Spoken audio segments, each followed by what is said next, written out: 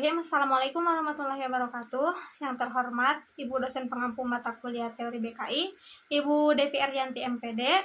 Perkenalkan, nama saya Rahayu dengan nomor induk mahasiswa 12040010121. Saya dari kelas BKI 3C. Video ini saya buat untuk memenuhi tugas ujian akhir semester mata kuliah teori BKI. Dalam video ini saya akan membahas tentang teori BK Barat, teori BK Islam, dan perbedaan antara teori BK Barat dan teori BK Islam. Teori BK Barat saya mengambil dari teori Maslow. Menurut Maslow, seorang manusia harus memenuhi kebutuhannya yang paling rendah, barulah naik ke jenjang lebih tinggi, dan seterusnya hingga ia bisa mengaktualisasikan diri. Artinya, nyaris mustahil seorang manusia sampai di posisi kebutuhan paling tinggi, yaitu aktualisasi diri sebelum ia menuntaskan kebutuhan dari jenjang yang rendah terlebih dahulu. Contohnya, posisi kebutuhan paling dasar menurut Maslow adalah kebutuhan fisiologis, diantaranya adalah kebutuhan sandang dan pangan. Jika kebutuhan makanan dan pakaiannya sudah terpenuhi, barulah ia memikirkan kebutuhan akan rasa aman, misalnya kebutuhan rasa aman dari kriminalitas, waspada terhadap penyakit, dan sebagainya. Nah, menurut Maslow, setiap manusia pasti mempunyai kebutuhan mulai dari yang terkecil hingga terbesar. Tingkat kebutuhan manusia dapat dijabarkan ke dalam sebuah piramida kebutuhan Maslow. Piramida ini akan menggambarkan bagaimana tingkat kebutuhan setiap manusia. Tingkatan tersebut sangatlah penting untuk kita ketahui. Ini karena akan terjadi pada setiap individu. Dalam memenuhi kebutuhan tersebut, manusia akan melakukannya mulai dari tingkat yang terkecil. Misalnya saja, jika seseorang merasa haus, maka ia akan memenuhi kebutuhan dirinya untuk minum dulu sebelum akan memenuhi kebutuhan yang lainnya. Adanya tingkatan kebutuhan tersebut disebut dengan teori Maslow. Maslow menjelaskan bahwa kebutuhan yang terendah harus dipenuhi terlebih dahulu daripada kebutuhan menengah hingga kebutuhan tertinggi. Hierarki kebutuhan Maslow tergambar dari suatu piramida yang isinya mengenai tingkatan kebutuhan. Kebutuhan Maslow terdiri dari 6 tingkatan, yakni kebutuhan fisiologi, rasa aman, rasa mempunyai dan kasih sayang, penghargaan, dan aktualisasi diri. Dari ke-6 tingkatan kebutuhan tersebut, Maslow menggambarkan sebagian tingkatan atau tangga kebutuhan. Teori Maslow menjelaskan bahwa setelah manusia dapat memenuhi kebutuhan paling bawah, kemudian manusia akan memenuhi kebutuhan di tingkat selanjutnya. Jika manusia telah memenuhi kebutuhan pada tingkat atas, namun tingkat bawah masih belum terpenuhi, maka manusia akan kembali lagi pada kebutuhan yang sebelumnya. Selanjutnya, yang pertama ada kebutuhan fisiologis. Kebutuhan fisiologis adalah kebutuhan paling dasar yang berkaitan dengan kebutuhan fisik seperti misalnya kebutuhan makan, minum, tempat untuk berteduh, seks, tidur, dan oksigen. Kebutuhan fisiologis merupakan kebutuhan yang mempunyai potensi besar untuk dapat menuju ke tingkat kebutuhan selanjutnya. Misalnya saja, ketika manusia merasa lapar, maka mereka akan mengabaikan kebutuhan yang lainnya. Manusia akan mengatasi rasa laparnya tersebut dengan cara mencari makanan dan minuman. Sedangkan untuk manusia yang telah mapan, sebuah rasa lapar adalah gaya hidup. Mereka sudah mempunyai banyak makanan, namun yang mereka rasakan adalah cita rasa dari makanan yang ingin mereka makan. Hal ini tentunya sangat berbeda dengan manusia yang masih belum mapan. Ketika mereka merasa lapar, maka mereka tidak akan mengutamakan cita rasa, tekstur, bau, maupun temperatur. Kebutuhan fisiologi sangat berbeda dengan kebutuhan lainnya, karena kebutuhan fisiologi mempunyai dua hal. Yang pertama, kebutuhan fisiologi adalah kebutuhan yang wajib dipenuhi atau disediakannya bisa diatasi, seperti misalnya pada kebutuhan makan manusia. Sesudah selesai makan, mereka pastinya akan merasa kenyang dan biasanya akan merasa mual saat dihadapkan dengan makanan lagi. Kedua kekhasan dari kebutuhan fisiologis ini merupakan kebiasaan yang diulang-ulang. Selanjutnya, kebutuhan akan rasa aman. Apabila kebutuhan fisiologi sudah dapat dipenuhi, maka selanjutnya ada kebutuhan rasa aman, seperti misalnya rasa aman fisik, stabilitas, ketergantungan, perlindungan, dan kebebasan dari segala ancaman, teroris, penyakit, takut, cemas, atau bencana alam. Jika kebutuhan fisiologi harus dipenuhi secara total, sementara kebutuhan akan rasa aman tidak dapat dipenuhi secara total. Manusia tidak akan bisa terlindungi dari segala ancaman meteor, kebanjiran, atau ancaman dari orang lain. Teori Maslow menjelaskan bahwa orang-orang yang tidak merasa aman akan memiliki tingkah laku yang berbeda. Tingkah laku mereka akan seperti orang yang mempunyai ancaman besar. Selanjutnya, kebutuhan akan rasa memiliki dan kasih sayang. Setelah kedua kebutuhan di atas sudah dipenuhi, kemudian akan muncul kebutuhan rasa memiliki, dimiliki, dan kasih sayang. Manusia akan mencari teman atau sahabat, pasangan, keturunan, dan kebutuhan untuk dapat dekat dengan keluarga. Seseorang yang dicintai sudah terpenuhi, maka ia tidak akan merasa panik saat menolak cinta, dan apabila ada seseorang yang menolak dirinya, ia pun tidak akan merasa hancur. Menurut teori Maslow, kebutuhan cinta adalah sebuah cinta yang memberi dan cinta yang menolak. Kita harus dapat memahami cinta, mengamalkannya, mendapatkannya, dan mengajarkannya. Selanjutnya, kebutuhan akan penghargaan. Setelah ketiga kebutuhan di atas dapat terpenuhi, manusia kemudian akan mengejarkan kebutuhan akan penghargaan seperti misalnya menghormati orang lain, status, ketenaran, reputasi, perhatian, dan sebagainya. Maslow menjelaskan bahwa kebutuhan akan penghargaan terdiri dari dua tingkatan, yakni tingkatan yang paling rendah dan tinggi. Tingkatan yang rendah adalah kebutuhan untuk menghormati orang lain, kebutuhan status, ketenaran, reputasi, perhatian, apresiasi, martabat, dan dominasi. Kebutuhan yang tertinggi adalah kebutuhan harga diri seperti perasaan, keyakinan, kompetensi, prestasi, penguasaan, kemandirian, dan kebebasan. Menurut Maslow, jika kebutuhan harga diri sudah dapat teratasi, maka manusia sudah siap untuk memenuhi kebutuhan pada tingkat yang lebih tinggi lagi. Selanjutnya, kebutuhan akan aktualisasi diri. Kebutuhan aktualisasi diri adalah suatu tingkat kebutuhan yang tertinggi. Kebutuhan ini melibatkan keinginan yang terus-menerus untuk dapat mencapai potensi. Teori Maslow menjelaskan bahwa kebutuhan akan aktualisasi diri adalah kebutuhan yang dimiliki manusia untuk melibatkan diri sendiri untuk menjadi apa yang sesuai dengan keinginannya berdasarkan kemauan diri. Manusia dapat memenuhi hasratnya sesuai dengan kemampuan yang telah dimilikinya. Sekian untuk teori BK Barat. Selanjutnya saya akan menyampaikan teori BK Islam. Nah, selanjutnya saya akan menyampaikan BK Islam. Apa itu teori BK Islam?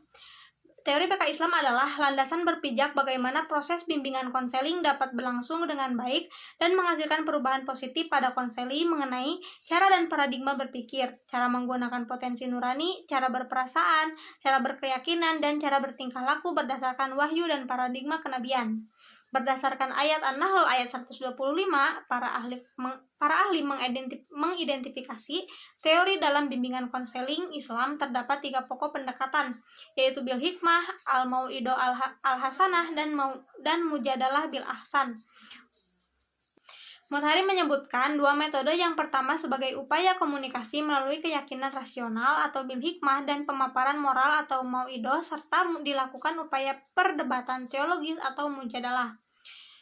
Nah, tujuan bimbingan konseling Islam secara umum adalah membantu individu mewujudkan dirinya sebagai manusia seutuhnya agar mencapai kebahagiaan hidup di dunia dan di akhirat.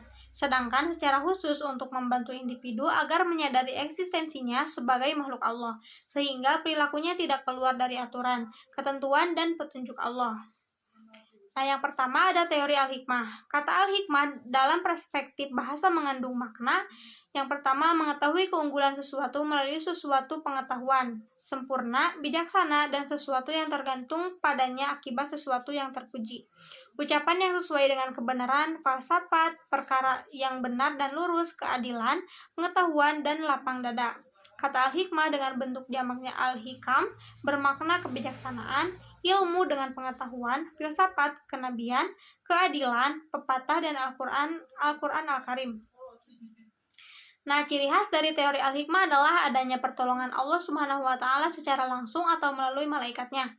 Diagnosa menggunakan metode ilham atau intuisi, dan kasyaf atau penyingkapan batin. Nah, adanya ketauladanan dan kesalihan konselor berupa nasihat dan menggunakan teknik ilahiyah, yaitu dengan doa, ayat-ayat Al-Quran, dan menerangkan esensi dari problem yang telah dialami. Khusus dilakukan untuk masalah berat, dan konseli tidak dapat melakukannya sendiri, tetapi melalui bantuan konselor. Selanjutnya, teori al-mau'izo al-hasanah, yaitu dengan cara mengambil pelajaran-pelajaran atau iktibar-iktibar dari perjalanan kehidupan para nabi, rasul, dan para aulia Allah. Bagaimana Allah membimbing dan mengarahkan cara berpikir, cara berperasaan, cara berperilaku, serta menanggulangi berbagai problem kehidupan. Bagaimana cara mereka membangun ketaatan dan ketakwaan kepadanya. Bagaimana cara mereka mengembangkan eksistensi diri dan menemukan jati dan citra diri. Bagaimana cara mereka melepaskan diri dari hal-hal yang dapat menghancurkan mental, spiritual, dan moral. Konselor harus menguasai dengan baik sejarah, riwayat hidup, dan perjuangan orang-orang agung, pejabat-pejabat Allah, dan kekasih-kekasihnya, khususnya Rasulullah Shallallahu Alaihi Wasallam. Prinsip Al-Mau'izah Al-Hasanah. Yang pertama, pelajaran yang baik dalam pandangan Allah dan Rasulnya, yang mana pelajaran itu membantu konseli untuk menyelesaikan atau menanggulangi problem yang sedang dihadapinya. Yang kedua, konselor harus benar-benar menguasai materi yang mengandung pelajaran-pelajaran yang sangat bermanfaat bagi konseli. Yang ketiga, konselor harus mempunyai referensi yang banyak tentang materi pelajaran itu dan melakukan penelitian dan klasifikasi materi yang membawa kesan konseling dan yang sesuai dengan permasalahan yang dialami oleh konseli. Nah, materi Al-Mau'izah Al-Hasanah yang pertama diambil dari Al-Quran, terus Al-Sunnah atau perilaku Rasulullah, kemudian Al-Atsar atau perilaku para sahabat Nabi, kemudian pendapat atau ijtihad para ulama muslim. Pendapat atau penemuan pakar non-muslim, terapi psikoanalisis Freud, terapi behavioristik dari Skinner, terapi humanistik dari Maslow, terapi client-centered dari Carl Rogers. Selanjutnya, teori mujadalah. Teori bimbingan konseling yang terjadi di mana seorang konseli sedang dalam kebingungan. Teori ini digunakan ketika konseli ingin mencari suatu kebenaran yang dapat meyakinkan dirinya. Yang dialami ini, ia memiliki problem kesulitan mengambil suatu keputusan dari dua hal atau lebih, sedangkan ia berasumsi bahwa kedua atau lebih itu baik dan benar untuk dirinya.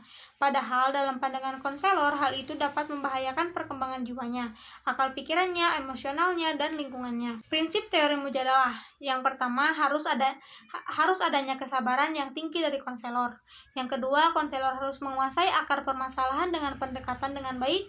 Yang ketiga, bertujuan membimbing konseli dalam mencari kebenaran, bukan menjatuhkan atau mengalahkan konseli.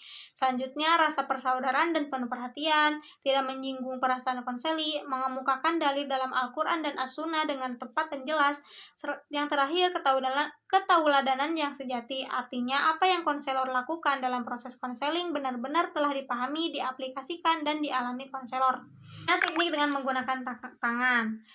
Konseli yang mengalami stres atau ketegangan diberikan pijatan atau tekanan pada urat dan otot yang tegang sehingga akan mengendorkan urat dan otot-otot, khususnya pada bagian kepala, leher, dan pundak. Teknik ini dapat meringankan secara fisik, tetapi juga dapat memberikan sugesti dan keyakinan awal bahwa semua permasalahan yang dihadapi akan dapat terselesaikan. Selanjutnya, teknik dengan menggunakan lisan. Yang pertama, nasihat, wejangan, himbauan, dan ajakan yang baik dan benar. Sesuai dengan Al-Quran Surat An-Nisa ayat 9 yang artinya, dan hendaklah takut kepada Allah orang-orang yang sekiranya mereka meninggalkan keturunan yang lemah di belakang mereka yang mereka khawatir terhadap kesejahteraannya. Oleh sebab itu, hendaklah mereka bertakwa kepada Allah dan hendaklah mereka berbicara dengan tutur kata yang benar. Selanjutnya, membaca doa atau berdoa dengan menggunakan lisan. Untuk memantapkan konseli, maka doa yang diucapkan oleh konselor sangat penting dan dapat didengar oleh konseli agar ia dapat mengaminkan, agar Allah berkenan mengabulkan doa, karena dengan doa akan muncul optimis pada jiwa konseli. Nah, sekian untuk teori BK Islam. Selanjutnya, perbedaan antara teori BK Barat dan teori BK Islam. Nah, perbedaan BK Barat dan BK Islam. Konseling Islam amanah dari Allah Subhanahu wa Ta'ala untuk membina dan membentuk manusia ideal yang menuju jalan terbaik Islam untuk mencapai ketenangan, kebahagiaan, dan keridhaan. Sedangkan konseling Barat, aktivitas dalam mengubah sikap dan perilaku individu atau klien oleh seseorang yang profesional untuk mengatasi masalah yang dihadapi. Tohari mengartikan konseling Islam sebagai suatu proses pemberian bantuan terhadap individu agar menyadari kembali eksistensinya sebagai makhluk Allah Subhanahu wa Ta'ala yang seharusnya hidup selaras dengan ketentuan dan petunjuk Allah Subhanahu wa Ta'ala sehingga dapat mencapai kebahagiaan dunia dan akhirat. Yahya Jaya menyatakan konseling agama Islam adalah pelayanan bantuan yang diberikan oleh konselor agama kepada manusia yang mengalami masalah dalam hidup keberagamannya, ingin mengembangkan dimensi atau potensi keberagamaannya seoptimal mungkin, baik secara individu maupun kelompok, agar menjadi manusia yang mandiri dan dewasa dalam beragama, dalam bidang bimbingan akidah, ibadah, akhlak, dan muamalah melalui berbagai jenis layanan dan kegiatan pendukung berdasarkan keimanan dan ketakwaan yang terdapat dalam Al-Quran dan Al-Hadis. Ainur Rahim Pakih mengartikan bahwa konseling Islam adalah proses pemberian bantuan terhadap individu agar mampu hidup selaras dengan ketentuan dan petunjuk Allah Subhanahu wa taala sehingga dapat mencapai kebahagiaan hidup di dunia dan di akhirat. Dari beberapa pendapat di atas dapat disimpulkan bahwa konseling Islam merupakan suatu usaha yang dapat dilakukan dalam rangka mengembangkan potensi dan memecahkan masalah yang dialami klien agar dapat mencapai kebahagiaan hidup di dunia dan di akhirat berdasarkan ajaran Islam. Nah, perbedaan konseling Barat dengan konseling Islam menurut Tohari Musnamar yang pertama, pada umumnya di Barat proses layanan konseling tidak dihubungkan dengan Tuhan maupun ajaran agama. Maka layanan konseling dianggap sebagai hal yang semata-mata masalah keduniawian, sedangkan Islam menganjurkan aktivitas layanan konseling itu merupakan suatu ibadah kepada Allah Subhanahu wa taala, suatu bantuan kepada orang lain, termasuk layanan konseling dalam ajaran Islam dihitung sebagai salah satu sedekah. Yang kedua, pada umumnya konsep layanan konseling Barat hanyalah didasarkan atas pikiran manusia. Semua teori konseling yang ada hanyalah didasarkan atas pengalaman-pengalaman masa lalu. Sedangkan konsep konseling Islam didasarkan atas yaitu Al-Quran dan Sunnah Rasul, aktivitas akal dan pengalaman manusia. Yang ketiga, konsep layanan konseling Barat tidak membahas masalah kehidupan sesudah mati. Sedangkan konsep konseling layanan Islam meyakini adanya kehidupan sesudah mati. Yang terakhir, konsep layanan konseling Barat tidak membahas dan mengaitkan diri dengan pahala dan dosa. Sedangkan menurut konseling Islam membahas pahala dan dosa yang telah dikerjakan, pendekatan atau model konseling Barat yang telah dikerjakan. Selanjutnya, pendekatan atau model konseling Barat menurut Gerald Corey. Pendekatan BK Barat. Yang pertama, pendekatan psikodinamika berlandaskan pada pemahaman, motivasi tak sadar, rekonstruksi kepribadian, kategori terapi psikoanalitik. Yang kedua, pendekatan humanistik berorientasi pengalaman dan relasi, meliputi terapi eksistensial, client center. Yang ketiga, pendekatan rasional kognitif dan tindakan berorientasi pada perilaku, meliputi analisis transaksional, terapi tingkah laku, rasional emotif, dan realitas. Sedangkan pendekatan konseling Islam yakni konsep pendekatan dan teknik konseling yang utamanya berdasarkan Al-Quran dan Al-Hadis, serta pemikiran para tokoh Islam yang berkaitan dengan hakikat manusia, individu bermasalah dan masalah individu, perkembangan kepribadian individu, membantu individu bermasalah, dan membantu individu yang bermasalah. Konseling dalam kehidupan muslim sudah ada sejak zaman Nabi Adam dan nabi-nabi setelahnya. Mereka mendapat amanah dari Allah sebagai salah satu dari berbagai tugas manusia adalah membina dan membentuk manusia yang ideal sesuai dengan fitrahnya, mengarah kepada sesuatu yang bermanfaat dan melarang dari sesuatu yang membahayakan mereka sesuai tuntunan Allah Subhanahu wa taala. Quran surat Al-Fatih ayat 8-9. Sekian yang dapat saya sampaikan. Terima kasih. Wassalamualaikum warahmatullahi wabarakatuh.